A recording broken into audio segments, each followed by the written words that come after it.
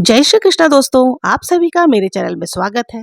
विजय एकादशी व्रत आने वाली है और आज के वीडियो में हम लोग जानेंगे विजय एकादशी व्रत की कथा।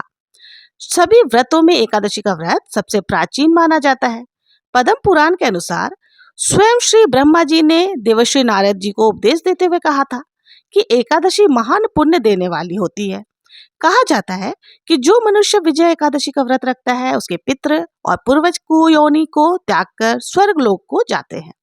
साथ ही व्रती को हर कार्य में सफलता भी प्राप्त होती है। उसे पूर्व जन्म से लेकर इस जन्म के सभी पापों से मुक्ति भी मिल जाती है।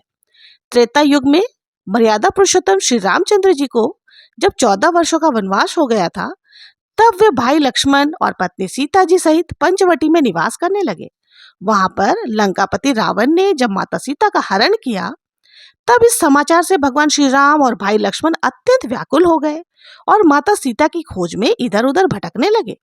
बहुत दुखी होकर घूमते घूमते जब वो अपनी आखिरी सांसें ले रहे जटायु के पास पहुंचे, तो जटायु ने माता सीता के बारे में पूरी कहानी बताकर अपने प्राणों को त्याग दिए। फिर कुछ आगे जाकर उनकी सुग्रीव से भेंट हुई और उन्होंने बाली का वध किया। फिर हनुमान ने लंका में जाकर माता सीता का पता लगाया और उनसे श्री रामचंद्र जी और सुग्रीव जी की दोस्ती के बारे में सारी बातें बताई। फिर लंका से आकर वीर हनुमान ने भगवान राम से सारी बातें बताई। तब भगवान श्री राम ने अपने वानर सेना के साथ लंका पर चढ़ाई करने का निश्चय किया और लंका की ओर प्रस्थान किया। लेकिन जब श्री राम जी समुद्र के किनारे पहुंचे, तब उन्होंने उस विशाल समुद्र को गौर से देखा जिसमें भयानक जलीय जीव जंतु थे और वह सोचने लगे इस विशाल समुद्र को किस प्रकार से पार करके अपनी सीता के पास जल्द से जल्द पहुंच सकूं। विशाल समुद्र को देखकर भगवान ने लक्ष्मण जी से कहा कि हम इस समुद्र को किस प्रकार से पार करेंगे। तब लक्ष्मण जी ने कहा, प्रभु आप तो सब कुछ जानने वाले हो, आप आदि पुरुष हो, कृपया यहाँ से कुछ ही दूर पर कुमार द्वीप है जहाँ पर बकदालव्य नाम के मुनि रहते हैं। आप उनके पास जाकर इसका कोई उपाय पूछिए। लक्ष्मण के वचनों को सुनकर श्री रामचंद्र जी बकदालव्य ऋषि के पास गए। मुनि ने उनसे पूछा, श्री राम आपका आगमन यहाँ कैसे हुआ। श्री राम बोले, महर्षि मैं अपनी सेना सहित यहाँ आया हूँ और राक्षसों को जीतने लंका जा रहा हूँ। आप कृपा कर समुद्र पार करने का कोई उपाय बताइए। बकदालव्य ऋषि बोले, श्री राम मैं आपको एक उत्तम व्रत बताता हूँ। फागुन माह के कृष्ण पक्ष की विजय एकादशी का व्रत करने से तुम समुद्र को अवश्य ही पार कर जाओगे और तुम्हारी विजय जरूर से होगी। राजन, इस व्रत की विधि इस प्रकार से है कि दशमी के दिन स्वर्ण, चांदी, तांबा या मिट्टी किसी का एक घड़ा बनाए। उस घड़े को जल से भरकर तथा उस पर पंचपल्लव रखकर वेदिका पर स्थापित करें।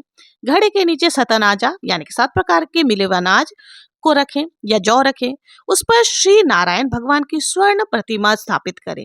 एकादशी के दिन स्नान आदि से नित्य कर्म से निवृत्त होकर धूप दीप नैवेद्य नारियल आदि से भगवान जी की पूजा अर्चना करें।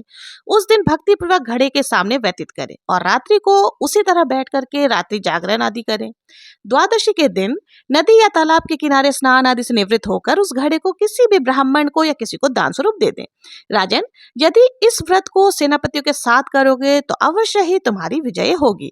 रामचंद्र जी ने ऋषि के बताए अनुसार विजय एकादशी का व्रत किया और इस पावन व्रत के प्रभाव से दैत्यों के ऊपर विजय पाई। तो जो मनुष्य इस व्रत को विधि पूर्वक करेगा उसको दोनों लोकों में विजय की प्राप्ति अवश्य ही होगी। भगवान श्री कृष्ण कहते हैं, युधिष्ठिर जो इस व्रत का महात्म्य सुनता है उसको वाजपेयी यज्ञ के समान फल की प्राप्ति होती है। इस व्रत के कथासार इस प्रकार से है। विष्णु भगवान का किसी भी रूप में पूजन मानव मात्र की समस्त मनोकामनाओं को पूर्ण करता है। भगवान राम हालांकि स्वयं विष्णु के अवतार थे, अपितु अपनी लीलाओं के चलते प्राणियों को सद्मार्ग दिखाने के लिए उन्होंने विष्णु भगवान के निमित्त इस व्रत को किया। और विजय की इच्छा रखने वाला कोई भी मनुष्य इस व्रत को करके अनंत फल का भागी बनता है। विजय एकादशी का व्रत प्राणी मात्र को हर क्षेत्र में विजय श्री प्रदान करवाता है। तो ये थी विजय एकादशी की व्रत कथा। सभी जने मिलकर प्रेम से बोलिए श्री हरि विष्णु की जय।